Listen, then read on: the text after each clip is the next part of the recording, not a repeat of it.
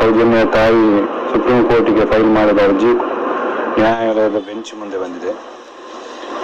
Court number 12ರಲ್ಲಿ ಇವತ್ತು hearing ಆಯಿತು. ಈ ಹಿಯರಿಂಗ್ ಆದ ಸಂದರ್ಭದಲ್ಲಿ ಕೋರ್ಟ್ ನಂಬರ್ 12ರಲ್ಲಿ ಜಸ್ಟಿಸ್ ಸಂಜಯ್ ಕುಮಾರ್ ಮತ್ತು ಜಸ್ಟಿಸ್ ಕೆ ವಿನೋದ್ ಚಂದ್ರನ್ ಅವರ ಮುಂದೆ ನಡೆದಂಥ ಈ ವಾದ ವಿವಾದದಲ್ಲಿ ಕೋರ್ಟ್ ಇವತ್ತು CBIಗೆ ಮತ್ತು ರಾಜ್ಯ ಸರ್ಕಾರಕ್ಕೆ ನೋಟಿಸ್ ಮಾಡಿದೆ. ಅಂದರೆ ನೀವು 29ರಂದು ನೀವು ರಿಟರ್ನ್ ಏನಾದರೂ ಸ್ಟೇಟ್ಮೆಂಟ್ ಇದ್ದರೆ ಹಾಕಬೇಕು, ಇದಕ್ಕೆ ಉತ್ತರ ಕೊಡಬೇಕು ಅಂತ.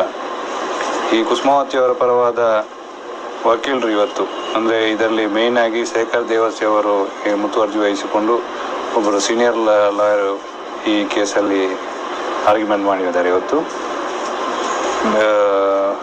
ಸೀನಿಯರ್ ಲಾಯರ್ ಆರ್ಗ್ಯುಮೆಂಟ್ ಪ್ರಕಾರ ಇವತ್ತು ವೆಜಿನಲ್ ಸ್ವಾಬನ್ನು ಫಂಗಸ್ ಹಿಡಿದ ಮೇಲೆ ಕಲಿಸ್ಕೊಟ್ಟಿದ್ದಾರೆ ಅನ್ನುವಂಥ ಮೇಯ್ನ್ ಆರ್ಗ್ಯುಮೆಂಟ್ ಬಂತು. ಆಮೇಲೆ ಜಡ್ಜಿ ಕೂಡ ಇದರಲ್ಲಿ 3 ಪ್ರಪೋಸ್ಡ್ ಅಕ್ಯೂಸ್ಡ್ಗಳ ಹೆಸರು ನೀವು ಮೆನ್ಷನ್ ಮಾಡಿದ್ದೀರಲ್ಲ ಅಂತ ಹೇಳಿದರು.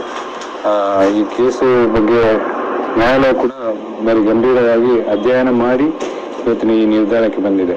ಸಾಮಾನ್ಯವಾಗಿ ನೋಟಿಸ್ ಮಾಡೋದಿಲ್ಲ ಇಂಥ ಇನ್ವೆಸ್ಟಿಗೇಷನ್ ಅಂತ ಹೇಳಿದಾಗ ಅದರ ಬಗ್ಗೆ ಸ್ವಲ್ಪ ಅಧ್ಯಯನ ಮಾಡಿ ಅದು ಸತ್ಯಾಸತ್ಯತೆ ಇದ್ದರೆ ಮಾತ್ರ ಅದು ಇನ್ವೆಸ್ಟಿಗೇಷನ್ ಬರಲು ನೋಟಿಸ್ ಕೂಡ ಆರ್ಡರ್ ಆಗುವಂಥದ್ದು. ನಮಗೊಂದು ಇವತ್ತಿನ ದಿನ ಒಂದು ಹೋರಾಟಕ್ಕೆ ಒಂದು ಲೆವೆಲಿಗೆ ನಮಗೆ ಜಯ ಸಿಕ್ಕಿದೆ ಅಂತ ಅನ್ಬೋದು. ಇನ್ನು ಮುಂದಿನ ಏಪ್ರಿಲ್ 29ರಂದು ಫೈನಲ್ ಆರ್ಗ್ಯುಮೆಂಟ್ ಆಗ್ತದೆ.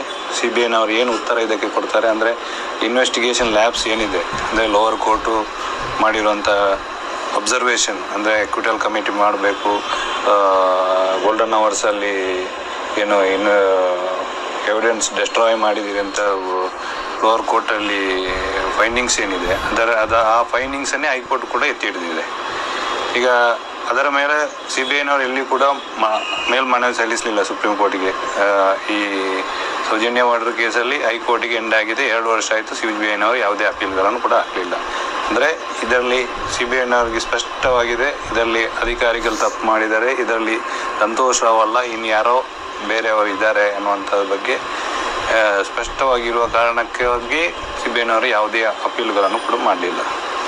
ಮೋರೋವರು ಇದರ ಎಕ್ವಿಟಲ್ ಕಮಿಟಿ ಬಗ್ಗೆ ಇವತ್ತಿನವರೆಗೂ ಕೂಡ ರಾಜ್ಯ ಸರ್ಕಾರವಾಗಲಿ CBIನವರಾಗಲಿ ಯಾವುದೇ ಏನು ಕ್ರಮ ಕೈಗೊಂಡಿಲ್ಲ. ಹೈಕೋರ್ಟಲ್ಲಿ ರಿಟ್ ಪಿಟಿಷನಲ್ಲಿ ಹಾಕಿದ್ದೇವೆ. ಆ ರಿಟ್ ಪಿಟಿಷನಲ್ಲಿ ಕೂಡ ಯಾವುದೇ ರೀತಿಯ ಅವರು ನಾವು ಇದನ್ನು ಮಾಡ್ತೇವೆ, ಒಬ್ಬರು ರಾಜ್ಯ ಸರ್ಕಾರ ಮಾಡಬೇಕು ಅಂತಾರೆ, ಇನ್ನೊಬ್ಬರು CBIನವರು ಮಾಡಬೇಕು ಅಂತಾರೆ. ಯಾವುದೇ ತಾರ್ಕಿಕ ಅಂತ್ಯಕ್ಕೆ ಬರಲಿಲ್ಲ.